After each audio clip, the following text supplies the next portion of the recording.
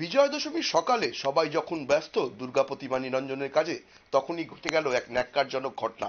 এক নাবালিকার ওপর পাশবিক অত্যাচার করার অভিযোগ উঠল এক মাছ ব্যবসায়ীর বিরুদ্ধে। ইতিমধ্যেই এই বিষয়ে একটি মামলা দায়ের হয়েছে এবং জিবি হসপিটালে বর্তমানে মৃত্যুর সঙ্গে পাঞ্জা লড়ছে ওই নির্যাতিতা।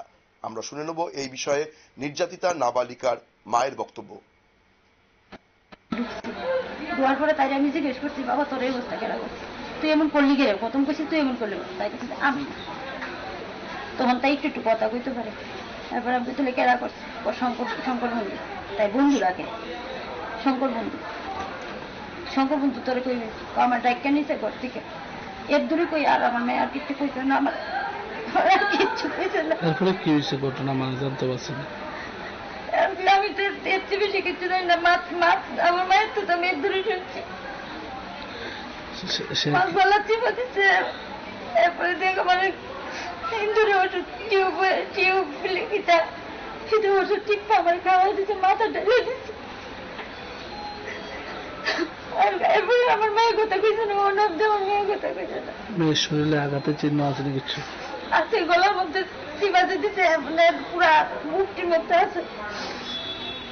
এই জায়গাটার মধ্যে তাই মনে চারটে এসে গলা চিপা দিচ্ছে, মনে পড়ছে। এরকম করার কারণটা কি? এটা আমি বুঝলি। হ্যাঁ, আমার তার বাবু তাই ধর্মের বাবা রাখছে একটা বিষয়ে, মানে অনেক কিছু এটাকে তারা মনে করেন একটা পরম্পরা থাকে। হ্যাঁ, বেতন লাগে, ইয়ে করণ লাগে, হ্যাঁ মা হ্যাঁ ইয়ে করছে বোধ হয়, হ্যাঁ বাবা রাখছে। ওই হিসাবে আমরা চলতেছি। আপনার বাড়ি থেকে আসা যাওয়া করতো? আগে করতো, ইদানিং 6 মাস ধরে মানে একজন বাড়ি, আমি একলা মহিলা বাড়িতে আমার 3টা মায়া লইয়া থাই। মানুষের যদি আয়ে যা তাহলে এটা খারাপ দেওয়া যায় না। বাড়ির মধ্যে একজন আমার কইব খারাপ, তাই আমিও সন্ধ্যার সময় বেশি বাড়িতে থাই না, 5টা দিন আমার আয়ে না। আমার বেশি দরকার লাগবে তাই একটু নিয়ে ফোন করতাম। হ্যাঁ বাবার এর দূরে কোন ধরে দেখতো? এমন কোনো কিচ্ছু বুঝি না আমরা, কোনো কেমনে বুঝবো? আমারও তো মা ডাকতো, হেরে বাবু ডাকতো, তাহলে আমরা কেমনে বুঝবো? ডাক্তারে কি কইছে আনার পরে? ডাক্তারে কি কইছে? ডাক্তারে তো আমার লোক কথা কইছে না না না এরকম। তাইও আমার এই কথা কইছে, পারছে না। এরকম কি চেষ্টা করছিল? সে চেষ্টা করছে, তাই এদু কইতেছে মা আমার পাশে দোষছে, আমরা পারছে না। এর লেগে আমার গলা চিপে মারছে, বিষ খাওয়াইছে। কয়টার সময় ঘটনা?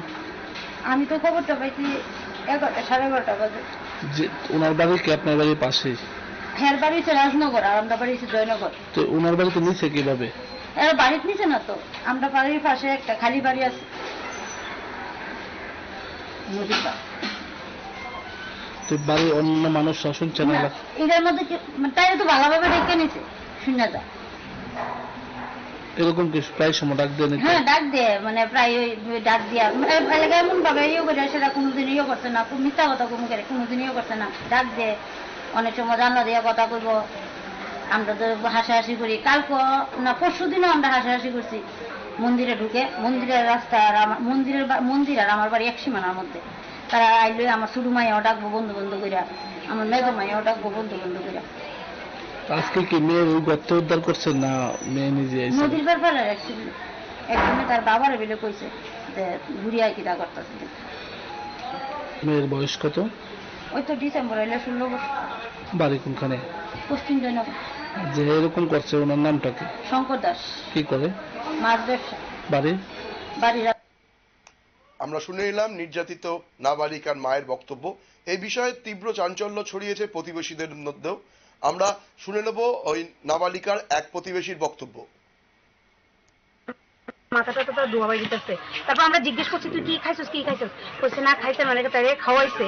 ওই লোকটা যে নামটা কইলো না শঙ্কর দাস, তাই নিয়ে খাওয়াইছে, কইছে উনি মাছ বিক্রি করে, খাওয়াইছে, কিছু খাওয়াইছে। তারপরে তাই তো ওর জোরে লুট পড়তেছে, শরীরে কালো কালো কালো কালো দাগ, মানে কিরকম জানি তাই অবস্থা, সারা শরীরে তাই। পরে ওই সঙ্গে সঙ্গে গলার মধ্যে স্পট আছে, তাই মনে হচ্ছে চিপ দিচ্ছে না, কইতে পারি না, কিন্তু এরকম অবস্থা আর কি তাই। তারপরে আমরা সঙ্গে সঙ্গে তাই বাবারা কইছি, পরে তাই বাবা নিয়ে গেছে আর কি হসপিটালে। এরপরে তাই মা একটু পরে পরে আমরা ফোন করতেছে যে কইতেছে অবস্থা বেশি ভালো না, মেয়েটার রক্ত বমি করতেছে।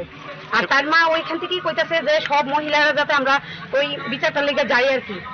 এখানে মেয়েটা মনে হয় আমরা কি কইতাম, মনে তো আমরা গেছি না এখানে, কইতেও পারতাম না কেমন আছে। মেয়েটা যখন এখানে খুব ইয়ে করতেছে, কান্নাকাটি করতেছে, কইতাছে। মেয়েটা যখন এখানে ছিল তখন কি কোনো চিৎকার মিৎকার করেছিল? না, এরকম কেউ চিৎকার পাইছে না। তারা কইছে, তারা আশেপাশে কইছে যে দু তিনটা তানি নিচে চাইছে। আমরা যখন এখানে গেলাম সব মহিলারা মিলা, তখন তানি মিসেস লেভেল আইছিল, আমরা তো জানি না। তখন আমরা আবার একটু আগে উনি তাই মামার বাড়িতে আইছে। তারপরে কইতেছে যত টাকা লাগে, লাখ টাকা হলে লাখ টাকা তানি দিব, ইয়ে করবো। তাহলে তানি কি বুঝছে এই কথাটা কইলো? তানি নিশ্চয়ই জানে, তাই এটার মধ্যে আছে দেখেই কইছে এই কথাটা।